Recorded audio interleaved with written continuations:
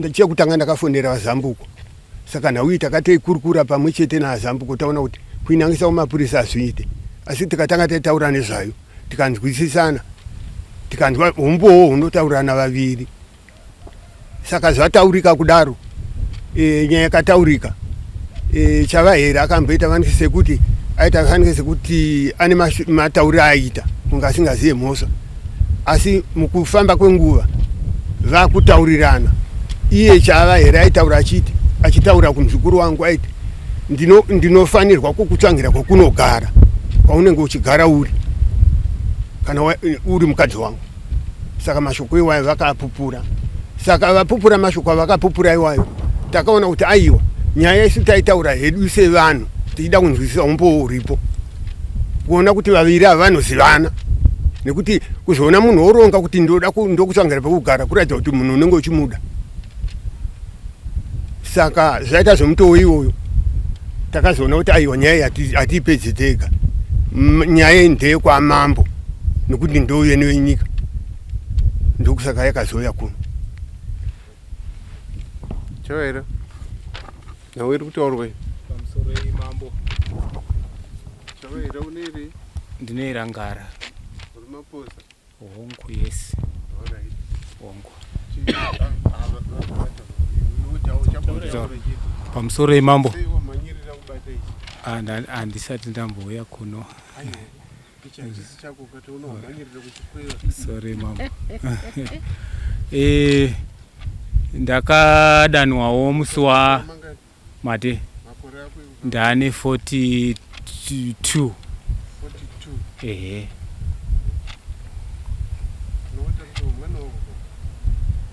ameno handingazivi kuti ungaita mwana wangu here alright ndotsanangura hangu ndakadanwa nemusi wa 2 July kwete handizvizivi handina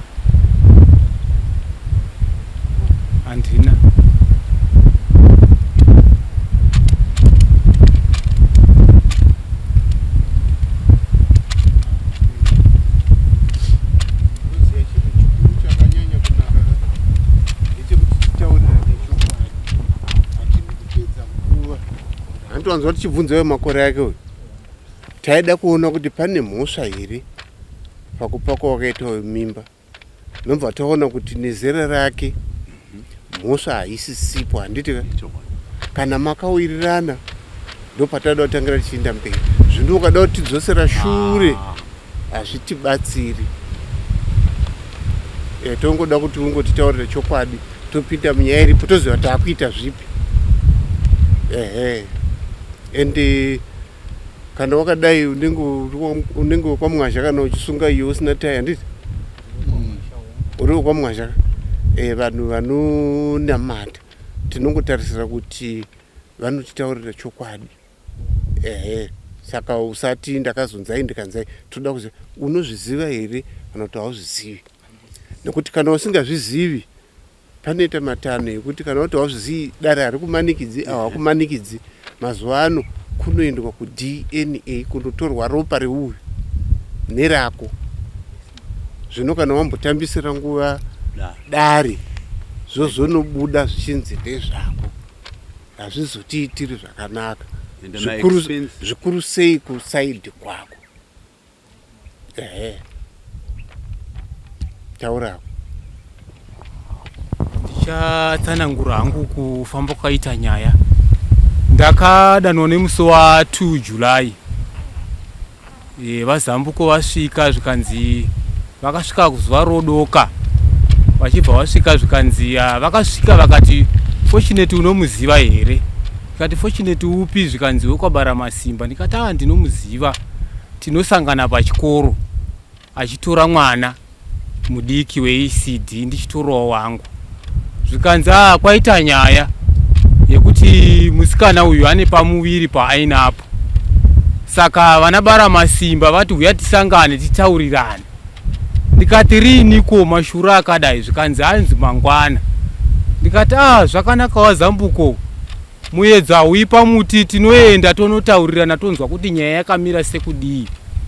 Vazambuko vakauyazve zvakare mangwana makuseni, tikaenda kwabara masimba tikanobvunzana ikoko, vachitaura kuti ndiwo wakapa mwana wedu pamuviri. Mwana uyu musikana uyu akataura zvikanzi wakafambidzana here nemukomana uyu, zvikanzi ndakafambidzana naye. Vakafambidzana riini? Zvikanzi mukomana takafambidzana naye muna January, akandibata muna January nemuna March. Ndo zvakataura musikana uyu. Vazambuko varipo nanabara masimba varipo, mukadzi wangu uyu anga aripo. Kanzi mukomana akandibata muna January nemuna March. Wangu. Vari kuti mukadzi wangu uyu ndeupi? Uyu anga aripo. Musikana wanga aripo achigonyaya mafambidzana. Mabva mese kumba. Ayo munhu wabva neumba wangati mukadzi wangu uyu, vakadzi ndiwe mubhawa, uyu mudzimai kana ari wako. Asi kana mangosangana murodhi yese. Mabva mese kumba neuyu. Mbuya. Saka munonzi mukadzi wangu uyu. Isito zvati ari mumba anonzi mudzimai. Right. Ndokuchienda paya pandakanotongeswa nemudzimai wangu. Musikana uyu ataura zvikanzi murume uyu akandibata muna January nemuna March, ndo paakandibata. Saizvozvo ndikati shuwa here, ndo zvamuri kureva here? Zvikanzi aiwa ndo zvakaitika. Wanga wari musi wa2 July. Saka tangotongesana takanetsana ipapo, ndikati ina handizvizivi. Mashura apiko ekuti munondidaidzira munhu ari kuti muna July muno zato 7 months makangonyarara muchiti mwana ane mimba, kwakundidana nhasi muchiti mwana ane mimba. Ndo zvamaronga here? Musikana akashingira zvikanzi handiye akandibata muna January. Saka takangoparadzana ipapo, hatina kuwirirana zvakanaka. Mwedzi iwoyo muna July imomo takanzwa kuti musikana azvara mwana musi wa 17 July. Azvara mwana uya, kwakasvika vakomana 2 vekwabara masimba ivavo. Tataenda kuchechi isusu nemukadzi wangu. Vakasvika vakaona vana vanga vari ipapo. Zvikandiruda kuonawo baba wenyu. Baba wenyu waenda kupi? Ndobva wasiya seo nhamba. Ngawazotifonera baba wenyu, paita mwana uko. Saka tasvika tikati isu hatichafoni network yekuno kumapurazi inonetsa, ngatifambei tiende kwabara masimba. Tinonzwa kuti inyaya ipi iyoyo. Takazosangana nemukomana anonzi Preshi, mwana wa uyu. Ndobva tasangana nebhasikoro achitoendawo kwaenda aita zvekutengesa. Tikati nhai ndimasiya cell phone number kumba uko. Mamuchita zvikanzi akwaita mwana. Ndikati mwana upizve? Zvikanzi mwana wazvarwa. Ndikati zvamakareva zvekuti takabatwa muna January, musikana wakati ndakabatwa muna January. Mwana wazobuda sei pa7 months? Mazviona kakuti nyaya dzenyu ndedzekunyepa. Ina handichaendiko. Takagumira munzira nemukadzi wangu. Tikamupopotera Pureshi iye, ndikati zvikana Pureshi iye zvikanzi zvinhu hazvina kumira zvakanaka, mwana iye haana kutosvika. Mwana uye azvarwa ne7 months. Takapopotedzana ipapo naPureshi iye. Iye akasvika pakuti ini ndaita mutete panyaya idzi, zvakudawo nababa. Saka ndo mafambisidzo akaita nyaya pakupomerwa kwandakaitwa. Ndakapomerwa musi wa2 July. Mwana akazvarwa musi wa 17 July. Ndo nyaya yakabuda ipapo pakupomedzerwa kwangu.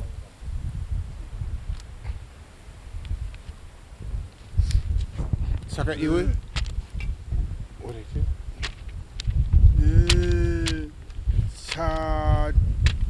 chatingati kupomedzerwa kwenyu chaakachiva chii kuti akuti mamubata, chamunoti akachiva chakati chakasaka kuti azondipuma ini ndisina zvandakaita? Inzvimbo ine makuhwa anoendesa munhu kana muguwa chaimo. Saka vanhu vaiona taisangana nemusikana uyu tichitogara tese pagedhi kudai so. Uyu achitorawo mwana wake, indi ndichitorawo mwana wangu. Saka nokuona kwaita vanhu, ndofunga vanhu vakafunga kuti kugara kuri kuita vanhu pagedhi vanhu kudanana. Ndo pakatanga kufamba ndofunga makuhwa. Advantage iyoyo yakatorwa nemusikana uyu kuti andipomere. Ndanzwa uri kutaura kuti mutoro inzvimbo ina makuhwa. Ini ndakazvarirwamo ndikachembereramo. handina kumboona zvakadaro. Iwo wakaita makore mangani uri mumutoro? Mawakaongorora wakaita census yekuti mumutoro mune vanhu vana makuhwa? Uyu mwana womumutoro. Makuhwa arimo mwana womumutoro. Kana vachitaura unonyarara upedza kutaura. Tata kumbotaura naye zvose. Iwewe unofunga kana wakagara naye makagarira vana wakagara naye mashoko awaimubvunza ndei waiparidza shoko rekwamwacha? Musikana uyu nyaya dzataitaura taingotaura sevanhu vasangana ndichitoda kuzoiteiko muupenyu semunhu anyora form 4 yake achingotaura kuti handei ndiripo pamba. Taingosangana achitaura kuti ndakanyora 3 subject handina kwandinoenda chii. Ndo nyaya dzataitaura sevanhu vanongosangana pagedhi. Hatina kumbotaura nyaya dzerudo. Hatina. Saka mazuva ese amaisangana muchimirira vana maingobvunzana chete 3 subjects. 3 subjects. Kwete. Nyaya dzaingotaurwawo dzimwe dzenguva taingosvika kwakunyarara. Mwogara uko. Hapana kuti taimbotaura nyaya dzekuti rudo kana kuti chii kana kuti chii. Ndofunga ndosaka wasiya chitupa iwe. Wazinzwa? Tauda kutaurira because inini watondiprovoka ini. Pawanditaurira kuti tina makuhwa. Indiri chizvarwa chemo. Handina makuhwa andakaita nomunhu. Ndakasenza ndikabuda basa rangu zvakanaka ndikagara pamusha pangu zvakanaka nanhasi ndiripo. Uri pani zviya wati uri pani? Pajavangwe papi? Pajavangwe. Une nguva yakadii uripo? Ndopazi 2.5 years. All right. Ndope bhuri ramakala riya. Yes. All right. Okay. Right, tombonzwa kunewe musikana. Iwewo makadanana nababa? Ndakadana navo. Tikatanga kufambidzana muna November. Ndobva vazondipa nhumbo muna January. Vachiti ndokuroora ndobva ndatovabvunza ndikati muri kuti munondida kasi mune mudzimai wenyu zvikanzi ndinokutora ndokuendesa kuna sisi wangu kunharira. Handikugarise nemukadzi wenyu nokuti munozogara muchirovana pamba. Zvavakataura. Takatanga kufambidzana muna November. Anobva mazoraramisa muna January. Nobva wazosununguka muna July. Muna July. 19 July. Saka panga pane kuma 6.5 months. Ndizvo? Apindura ndizvo? Saka mwana wako akazvarwa iri premature? Yanga asina kusvika. Akazvarwa asina kusvika? Wakabururirwa kuclinic? Handina. Mwana uyu akanga achigara namai vake kwatopodzi kuno kuruzevha ndokwaanga achigara uko kupurazi aitongo yase kushanya.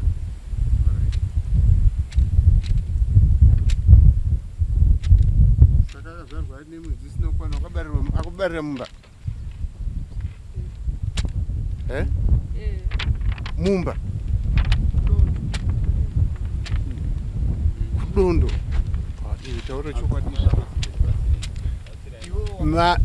Manzwira andakaita mwana uyu haana kuziva kuti kurwara kwandiri kuita ndekwekuda kutobatsirwa.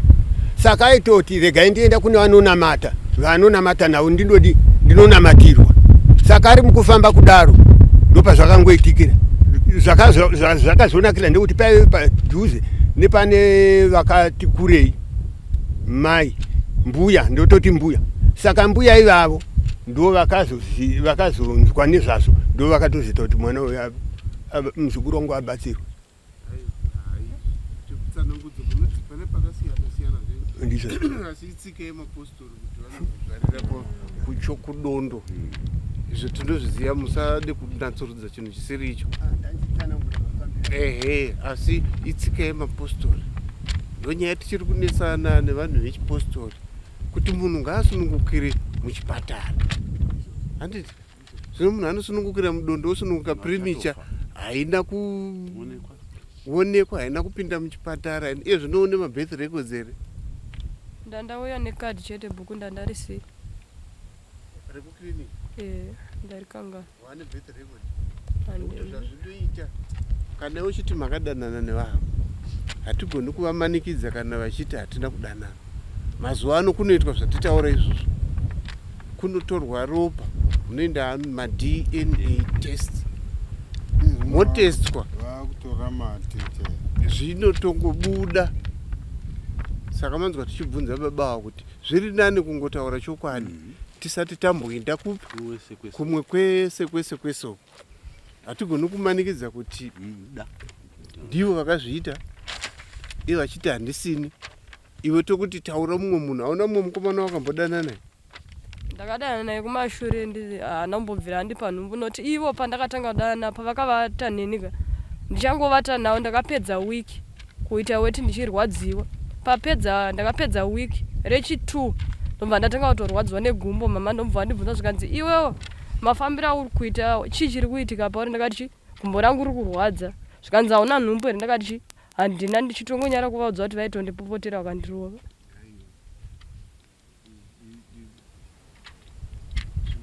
Zvimwe zvinobuda kune vanhu vane ruzivo rwazvo, handiti? Pamunhu anenge atanga kurara nomunhu pane zvinoitika, vanhukadzi vanozviziva. Iwe ungazorwadziwa negumbo uchitadza kurwadziwa nepano pakanganiswa. Kana ndiwe muzukuru, gumbo raigorwadzirei?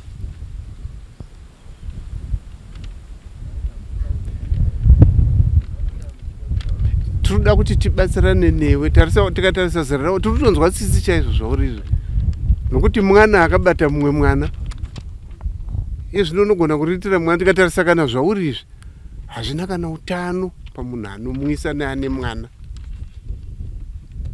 Saka teidawo kubatsirai. Saka zvakanaka newe kuti utaurire dare chokwadi kuti wane makubatsiriro. Nekuti kana makasangana muna January, iJanuary hani date racho uchariziva? Haucharizivi. Kora wakasununguka unoriziva? Ndiani? 19 July. Saka tikaverenga kubva January tombotanga kuverenga February, March, April, May, June, July, 6 months. Handiona zvatiri kutaura. But kana uchiti akazvarwa iri premature, isusu hatizive. Kuzvipatara ndo vanoziva. Tinotsvaga izvozvo zvese. Asi pawakaendawo kiriniki vagotadza kunyatsoburitsa kuti ita zvakati. Wakaendawo kiriniki ukambondorapwa mwana akapiwa mishonga zvese majekiseni ari kubayiwa. Okay. Asi kukiriniki vakati here ipremature?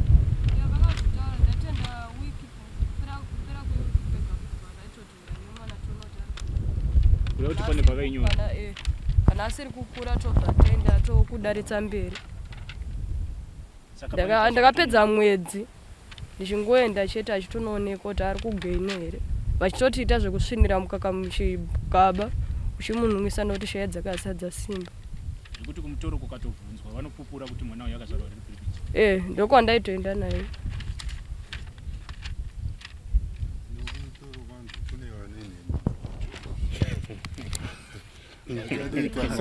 Saka zvatinoita inyaya tinogona kuendesa mberi. Kana imi handi mune ringi nana Mugabi nana Tinashe, toda kuti patorwe ma-DNA avo tibude nechokwadi tisati taenda mberi nenyaya iyi. Tanzwanaka? Saka zvatinoita chikandamina, vabvisa mari yavo yedare. Handisi tiri kubvunza, chengetai zvinhu zvenyu. Chasara kuti muzobvisa mbudzi yedare. Inouya rini?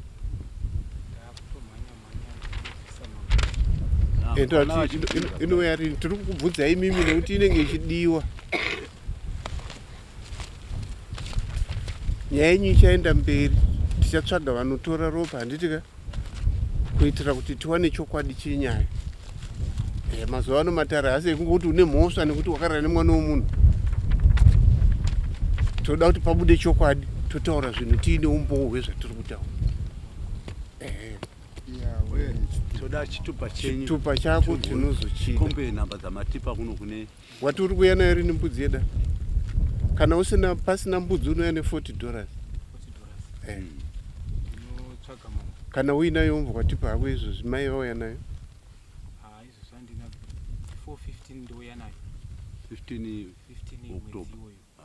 Ndinouya nayo mambo wangu. 415 unouya nemari kana nembudzi? Kwete mbudzana. Kana iri mbudzana mudzokera nayo. Mbudzi inogona kudyiwa nyama nevadare vese vari panhau. Ndio basa radzo mbudzi ndedzedare hadzisi dzangu. Alright. Saka tinogona kumbogumira ipapo. Ipe case number here. Tichaenda mberi nenyaya yacho. Tichatsvaga vanogona kuti vatibatsire. Okay.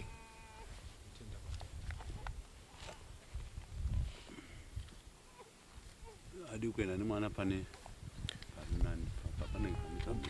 Pari kutonora.